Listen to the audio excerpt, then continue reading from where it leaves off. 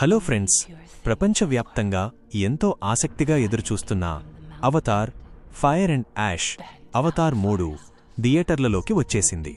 James Cameron సృష్టించిన ఈ visual wonder గురించి ఈరోజు మన వీడియోలో వివరంగా మాట్లాడుకుందాం. కథ విషయానికొస్తే రెండో భాగం ఎక్కడ ముగిసిందో అక్కడి నుంచే ఈ సినిమా మొదలవుతుంది.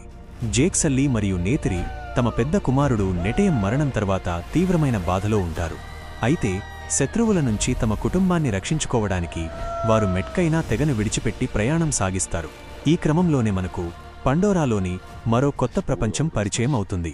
అదే అగ్నిపర్వతాల మధ్య నివసించే మంక్వాన్ తెగ. వీరినే యాష్ పీపుల్ అని పిలుస్తారు. ప్రకృతిని ప్రేమించే ఇతర నావీ తెగలకు భిన్నంగా ఈ యాష్ పీపుల్ చాలా క్రూరంగా మరియు అగ్నిని ఆరాధించేవారిగా కనిపిస్తారు. ఈ సినిమాలో ముఖ్యంగా చెప్పుకోవాల్సింది వరంగ్ అనే కొత్త విలన్ పాత్ర గురించి.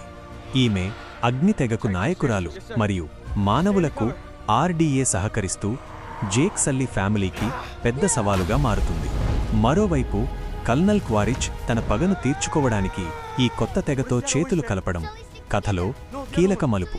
జేక్ సల్లీ రెండో కుమారుడు లోఆక్ ఈ చిత్రంలో కథానాయకుడిగా నేరేటర్ మారి తన తండ్రి వారసత్వాన్ని ఎలా ముందుకు తీసుకెళ్లాడనేది చాలా ఎమోషనల్గా చూపించారు.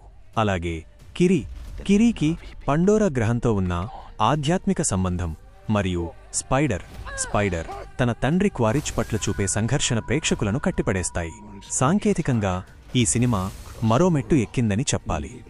అగ్నిపర్వతాలు, బూడిదతో నిండిన పరిసరాలు మరియు లావా విస్ఫోటనాలను జేమ్స్ కామెరూన్ అద్భుతమైన విజువల్స్తో వెండితెరపై ఆవిష్కరించారు. దాదాపు 3 గంటల 17 నిమిషాల నిడివి ఉన్నప్పటికీ క్లైమాక్స్ యాక్షన్ సీక్వెన్స్ మరియు ఎమోషనల్ సీన్స్ సినిమాను బోర్ కొట్టకుండా చేస్తాయి.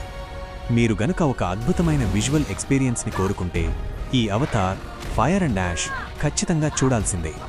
ఈ వీడియో గనుక మీకు నచ్చినట్లయితే లైక్ చేయండి, షేర్ చేయండి మరియు మరిన్ని అప్డేట్స్ కోసం మా ఛానల్ని సబ్స్క్రైబ్ చేసుకోండి.